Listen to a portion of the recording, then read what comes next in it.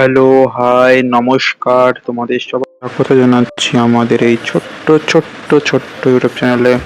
প্রথম যে প্রশ্ন আসছে সেটা হলো গিয়ে ভারতের সংবিধানের অনুচ্ছেদে বার্ষিক আর্থিক বিবরণ মানে বাজেট কথাটার উল্লেখ নেই, কিন্তু আমাদের সংবিধানে অ্যানুয়াল ফাইন্যান্সিয়াল স্টেটমেন্ট এই কথাটার উল্লেখ আছে। এটা কত নম্বর আর্টিকেলে উল্লেখ আছে সেটা হলো গিয়ে 112 নম্বর আর্টিকেলে উল্লেখ আছে, ঠিক আছে? ওকে, দেন তারপরে দেখো বলছে যে ভিটামিন বি 12 এর রাসায়নিক নাম কি? কোবালামিন হলো কি ভিটামিন বি 12 এর রাসায়নিক নাম। ওকে, ঠিক আছে। তারপরে বলছে যে ভারত ছাড়ো আন্দোলন যখন স্টার্ট হয় 1942 সালে, ঠিক আছে, চলাকালীন ভারতের ভাইসরয় কে ছিলেন? যখন ভারত ছাড়ো আন্দোলন চলে তখন ভারতের ভাইসরয় ছিল লর্ড লিন লিথগো, ঠিক আছে, লর্ড লিন লিথগো, ঠিক আছে। তারপরে ভারতের যে কোনো রাজ্যের সবচেয়ে দীর্ঘমেয়াদী মুখ্যমন্ত্রী কে?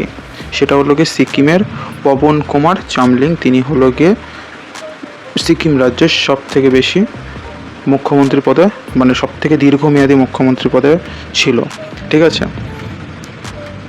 অন্যান্য রাজ্যের তুলনায় যারা মুখ্যমন্ত্রী এসেছে তাদের মধ্যে সব থেকে লং টার্ম ইনিই করেছিল, ঠিক আছে, ইনিই ছিল পদে। তারপরে রাজা রবি বর্মা কোন ক্ষেত্রের সঙ্গে যুক্ত একজন বিখ্যাত ব্যক্তি ছিল? তিনি চিত্রকলার সাথে পেন্টিংয়ের সাথে যুক্ত ছিল। তারপরে হলো গিয়ে চেনাব মানে চন্দ্রভাগা নদীর প্রাচীন নাম কি? অসিকিনি, ঠিক আছে। অসিকিনি হলো গিয়ে চন্দ্রভাগা বা চেনাব নদীর প্রাচীন নাম, পুরনো নাম। মানুষ প্রথম কোন ধাতু ব্যবহার করেছিল? মানুষ প্রথম তামা এই ধাতুটা ব্যবহার করেছিল। তারপরে ফতেহপুর সিক্রিতে ইবাদতখানা কে নির্মাণ করেছিল? ফতেহপুর সিক্রিতে ইবাদতখানা নির্মাণ করেছিল আকবর, ঠিক আছে। নেক্সট, বেশি দেরি করব না, কন্টিনিউয়াসলি পড়তে থাকবো। তোমরা জাস্ট এত কোশ্চেন তো লিখতে পারবে না, জাস্ট পয়েন্টটা ফতেহপুর খানা মানে ইবাদতখানা ফতেহপুর কে আকবর এটুকু লিখলে, ঠিক আছে। যেরকম ডানকান প্যাসেজ কোন দুটো দ্বীপের মধ্যে অবস্থিত?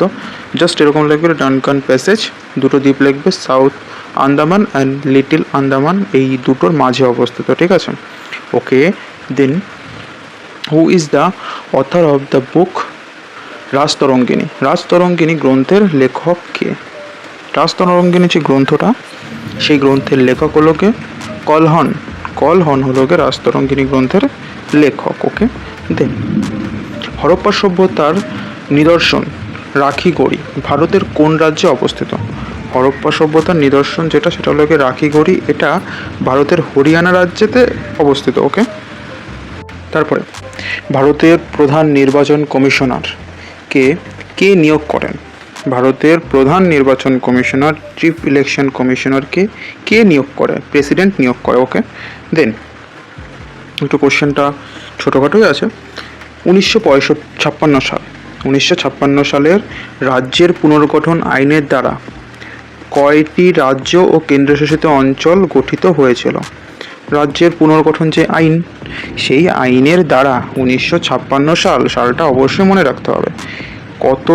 কটি রাজ্য কটি কেন্দ্রশাসিত অঞ্চল গঠিত হয়েছিল? উত্তর হলো গিয়ে 14টি স্টেট মানে 14টি রাজ্য এই আইনের দ্বারা তৈরি হয়েছিল এবং 6টি ইউনিয়ন টেরিটরি মানে কেন্দ্রশাসিত অঞ্চল তৈরি হয়েছিল। ওকে, দেন তারপরে পঞ্চায়েতি রাজ ব্যবস্থার স্থপতি কাকে বলা হয়? Who is considered the architect of the panchayat Raj system? হলো গিয়ে বলবন্ত রায় মেহতা, তিনি হলো গিয়ে এর আর্কিটেক্ট, ঠিক আছে, পঞ্চায়েত রাজ সিস্টেমের। ওকে, তারপরে ন্যাশনাল বায়োডাইভার্সিটি অথরিটি NBA এর সদর দপ্তর কোথায় অবস্থিত? চেন্নাইয়ে অবস্থিত। ওকে, তারপরে ভেরি ইম্পর্টেন্ট একটা প্রশ্ন আর জানাও উচিত। তাঞ্জাবুরের বৃহত্তম যে মন্দির, ঠিক আছে, তাঞ্জাবুরের বৃহদেশ্বর মন্দির নির্মাণের কৃতিত্ব কোন চোল রাজাকে দেওয়া হয়? ঠিক আছে, Brihadeshwar temple very famous temple এবং জাগ্রত টেম্পল এবং খুব সুন্দর টেম্পল আমাদের সনাতন ধর্মের, ঠিক আছে।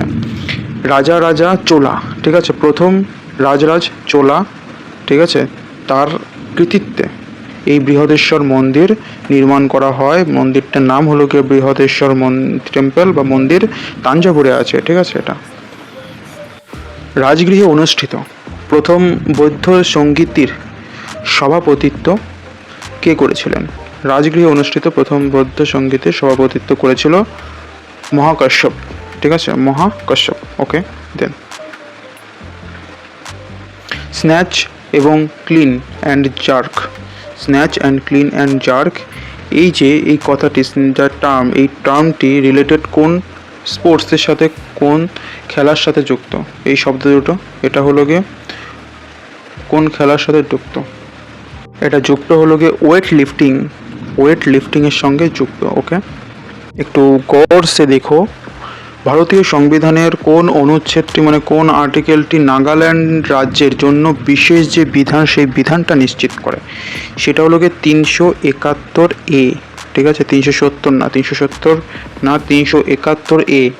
এই বিধানটি নাগাল্যান্ড রাজ্যের জন্য একটি বিশেষ বিধান নিশ্চিত করে। ওকে, তারপরে অলিম্পিক গেমসের আয়োজক সংস্থা আন্তর্জাতিক অলিম্পিক কমিটি, এর সদর দপ্তর কোথায় আছে? ঠিক আছে, এর সদর দপ্তর আছে হলো গিয়ে সুইজারল্যান্ডের লোজানে আছে। তারপরে which Indian state is Shipki La pass located? ঠিক আছে, শিবকিলা গিরিপথ ভারতের কোন রাজ্যে অবস্থিত? এটা হিমাচল প্রদেশ রাজ্যে অবস্থিত।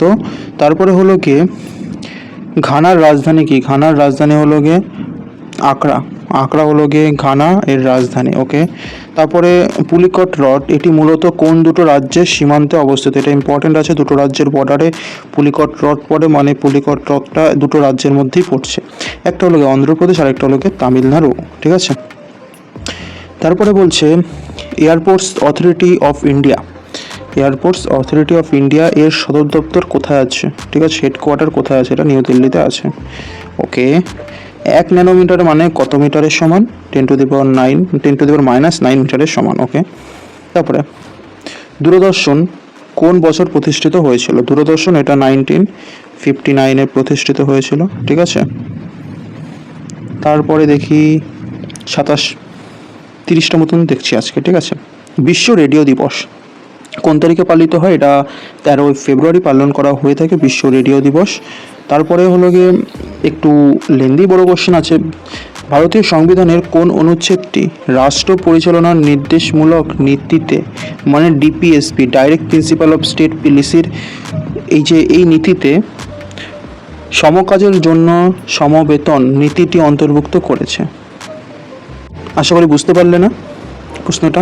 আমি বলছি, ডাইরেক্ট প্রিন্সিপাল স্টেট পলিসির মধ্যে আছে এক জায়গায় লেখা ইকুয়াল ওয়ার্ক কাদের জন্য? যারা ইকুয়াল ওয়ার্ক করবে তাদের জন্য সমান পরিমাণে টাকা হবে। Principal of equal pay for equal work করার জন্য ইকুয়াল পে, এটা ডিপিএসপির আন্ডারে লেখা আছে, ভিতরে লেখা আছে, কিন্তু কোন নম্বর আর্টিকেলে লেখা আছে? আর্টিকেল নম্বর 39D-তে লেখা আছে, ঠিক আছে, এটা জিজ্ঞেস করতে চেয়েছিল। ওকে, তারপরে ন্যাশনাল প্রোডাক্টিভিটি কাউন্সিল এর দ্বারা জাতীয় উৎপাদনশীলতা সপ্তাহ কবে পালিত হয়? এটা পালিত হয় ফেব্রুয়ারির 12 তারিখ থেকে 18 তারিখের মধ্যে, ঠিক আছে, এতটুকু। আচ্ছা, লাস্ট, বিখ্যাত হায়দ্রাবাদ শহরটি কোন নদীর তীরে অবস্থিত? এটা হলো গিয়ে মুসি নদীর তীরে বিখ্যাত হায়দ্রাবাদ যেই শহরটা সেটা অবস্থিত। ভেরি ভেরি ইম্পর্ট্যান্ট, ঠিক আছে। আজকের জন্য এখানেই আমাদের এই পর্বটা শেষ করছি। সবাই ভালো থাকবে, সুস্থ থাকবে, দেশের প্রতি জাগ্রত থাকবে, জানতে থাকবে, শিখতে থাকবে। আসছি আবার পরে।